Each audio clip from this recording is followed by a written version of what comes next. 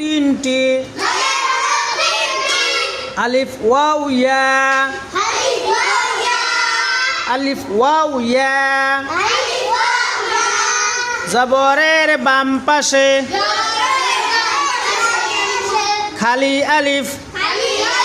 মাদের হরফ জেরের বাম পাশে জজমলা ইয়া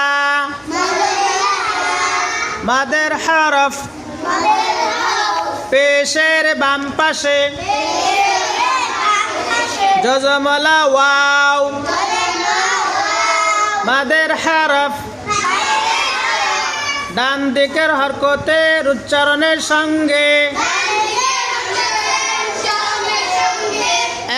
এক আলিফ টানিয়া পড়িতে হয়।